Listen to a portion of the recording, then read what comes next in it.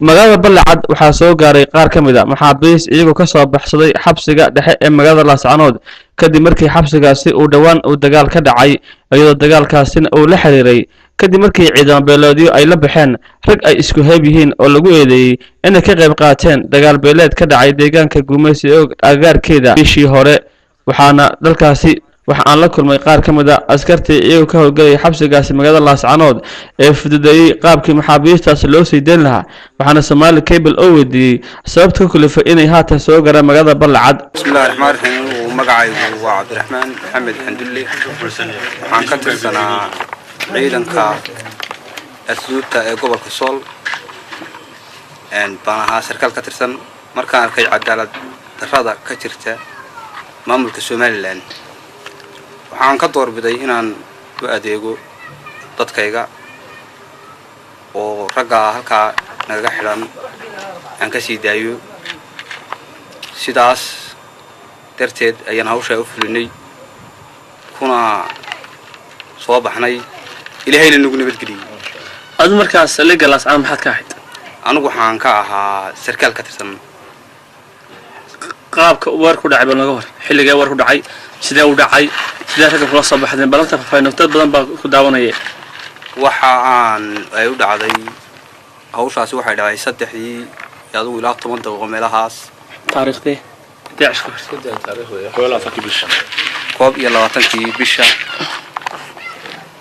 ayay ahayd saliga markaa maxaa ku jiray idinka markaa maxaa idinka hore idinka leeyahay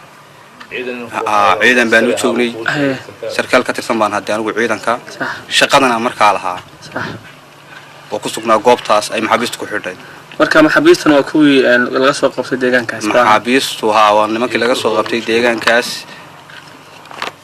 oo xidhnaa beesha Sacad Yunis ayay ahaayeen xaqdarrada lagu haystay lagu eedeeyay inay yihiin gacan ku dhiglayaal iyagoo aan ahayn sida darteed markaan oonay cadaalad jirin ayaan uga soo baxnay nimanka xabsiga ilaahay lagu soo nabadgeliyay wax dhimasho ah oo dhinac qolo soo gaartay wax dhimasho ah anaga subaxnimadii dambe anagu aan soo maqanahay ya maxaabiis kale oo daadatay nin ka dhintay okay anaga hawshaasi weyn ka dambeysay صح السلام عليكم ورحمة الله وبركاته وكبحة أنا وحلي أنا محمد فارح أوكي أنا وين حبيست يكون حناي سلقة لحق من أي تيش لسانه أن هذا وحنا كنا من دا وحنا لو حري لو شو هذي سدح ثاني يدل كله هيستي أنا نقاب فوضى كله بحنو لو قول لك أنا أسكت ماشي سوق بالناي أن أنا وأرك فربنا دوري صدنا بنان كأنه كم كمان الحكومة كدبنا وأنا لقبت يشيل خانة الوجودي هذا هدر حان كنا لبطة دبعت مركي أن وجاني سدح ينين يدل كله هيستي المحبوس لحدنا يلقي سرقالي مركي شغله هي إن أي هي النمادي بحين سدح يلا تنام سنقدر تراني يلا نجوان قارني جوان وحن كوجارني ما داب الشنطة استكتي نجونا إننا كقدم بين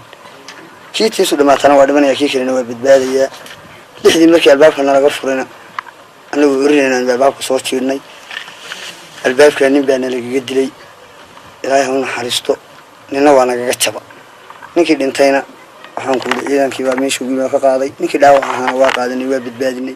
dhinaca kalena wasiir dawlaha wasaaradda arrimaha dibadda iyo xiriirka caalamiga maamulka qaatimo Rashiid Cawil Cabdi Hiirad ayaa Somali Cable u sheegay in maxaabiistan ay ka mid noqon doonaan ciidamada maamulka qaatimo waa sida hadalka u dhigay waana kan isagoo arrimahaas ka hadlaya magaaladan Balcad maanta waxaa nagu la ciiday maxaabiis iyo niman ciidanka asluubta Somaliland ka tirsanaa maxaa ku dhacday gobolka Sool oo ka soo wada baxsaday jeelkaas kuwii ka shaqeynayay iyo kuwii ku xidhnaaba maxaabiistaas laba qaybood bay u qaybsan tahay qayb waxay ahayd dad markii horeba dulub iskaga xidhnaa qaybna waxay tahay qaar loo soo xidhay qabaylka Somaliland ee SNM ka mid ah dartood loogu soo xidhay oo dilal iyo dhibaatooyin aanay geysanin loo haystay nimanka maxaabiista ah oo la doonayay in Mandheero iyo Burco la tago oo xukun dil lagu fuliyo ilaahay uu ka soo badbaadiyay maantana waxay soo galeen dhulkoodii dadkoodii bay la ciideen